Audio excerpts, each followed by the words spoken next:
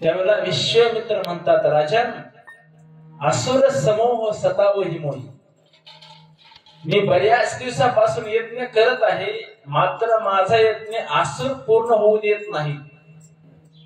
त्यामुळे यज्ञ रक्षणा करता अनुज समेत देवो रघुनाथा, यज्ञ रक्षणा करता मला तुमचे राम आणि लक्ष्मण देऊन टाक. दशरथ राजे म्हणले, महाराज, मागू भूमी धेनुधन कोसा. भूमी मागा म्हणले, मी तुम्हाला भूमिदान देईल. माझं राज्य मागा राज्य देईल. सैन्य मागा सैन्य देईल. मात्र महाराज माझा राम मागू नका. कारण देहापेक्षा आणि प्राणापेक्षा महाराज काहीच प्रिय नाही. बरं, देह प्राण ते प्रिय कछु नाही. सो मुनी देहू निमिषेक माही. माझा देह मागा, माझे प्राण मागा, एका निमिष मध्ये मी तुम्हाला अर्पण करतो. मात्र राम देत नाही विनय गुसाई. मात्र माझा राम मला मागू नका. सबसुत प्रिय मोही प्राण की नाही. मला 4 पुत्र आहेत.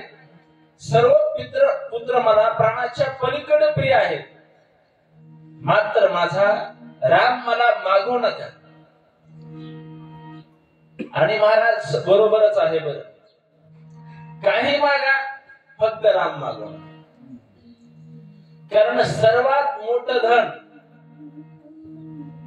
काय असेल तर राम नामाचं धन ज्यांच्याकडे आहे ना, तो जगामध्ये सर्वात श्रीमंत आहे. ही इस्टेट महाराज, संपत्ती, भूमी, हे सर्व नाश पावणार आहे. या जगामध्ये सर्वात धनवान कोण आहे असा जर कोणी प्रश्न विचारला ना, तर कबीरदाजी सांगतात, कबीरा सब जग निर्धना, धनवंता नहीं कोई. धनवंता सुई जाने जाके राम नाम धन होय. आणि तो राम माझा मागू नका. लक्षात ठेव राजन, मला विश्वामित्र म्हणतात. आणि असा विश्वामित्र समजत नसेल ना राजन, तुमच्या पूर्वजांचं चरित्र आठवा. आणि विश्वामित्र निघाले महाराज रागाच्या भरामध्ये. त्याच वेळेला वशिष्ठ मुनी दशरथ राजांना बोलावलं. राजन, हे काय केलं म्हणून. त्या मुलाचं माझं पूर्वीपासूनच जमत नाही म्हणतात. त्यांना वाटेल यानं सांगितलं असावं. अरे राजन, रामच काय, रामासंग लक्ष्मण देऊन टाका.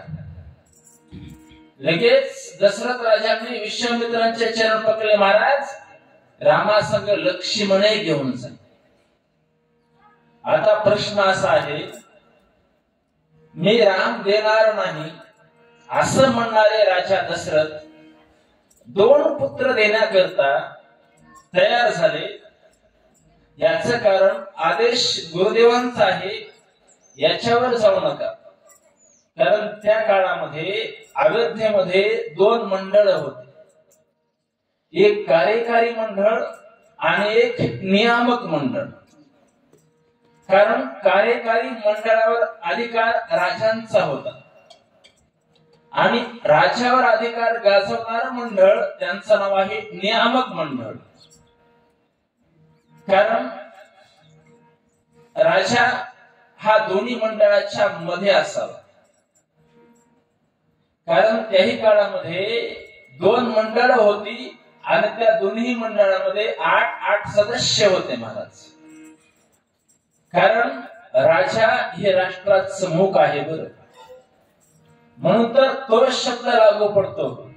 कुटुंब प्रमुख, गाव प्रमुख, तालुका प्रमुख. तसं राजा हे राष्ट्राचं मुख आहे महाराज. आणि राजा हा मुखासारखा असावा. मग आता मुखाचं काम काय आहे बरं. मुखाचं काम आहे खाणे. म्हणून राजानं अवश्य खावं. मात्र राजा हे मुखाकरता खात नाही, तर शरीर हे राजाची प्रजा आहे. आणि प्रजारूपी शरीराचं पालन पोषण करण्याकरता राजारूपी मुखानं जरूर खायचं आहे बरं बाबा. म्हणून राजा हा दोन्ही मंडळाच्या मध्ये असावा. काही काळामध्ये दोन मंडळ होते, एक कार्यकारी आणि एक नियामक मंडळ. आणि त्या दोन्ही मंडळामध्ये 8 सदस्य होते. नाव मी सांगतो, मात्र लक्षात तुम्ही ठेवायचे. जे नियामक मंडळ होता ना महाराज, त्याच्यामध्ये 8 सदस्य होते. कश्यप, कात्यायन, गौतम, मार्कंडेय, वशिष्ठ, वामदेव, सुयज्ञ आणि जाबाली. हे नियामक मंडळ आहे. आणि याच्यामध्ये सर्व लंगोटेवाले बाबा होते बरं. आपलं पोरग साहेबांना कामाला लावलं म्हणून आपण साहेबाच्या विरोधामध्ये ऑफिस मध्ये कसं बोलावं असं मिंद एकही नव्हतं. सर्व लंगोटीवाले बाबा होते. हे नियामक मंडळ आहे. यांचा अधिकार राजावर आहे. आणि कार्यकारी मंडळ आहे, त्यांचा अधिकार, राजांचा अधिकार त्यांच्यावर आहे. त्याच्यामध्ये 8 सदस्य होते महाराज. दृष्टी, जयंत, राष्ट्रवर्धन, धर्मपाल, आकोप, सुमंत आणि विजय. आणि नियामक मंडळातले सदस्य गुरुदेव वशिष्ठ असल्यामुळे नियामक मंडळामधून आदेश आला. म्हणून दशरथ राजे 2 पुत्र देण्याकरता तयार झाले. वशिष्ठाने सांगितलं, बाबा रामच काय, रामासंग लक्ष्मणही देऊन टाक.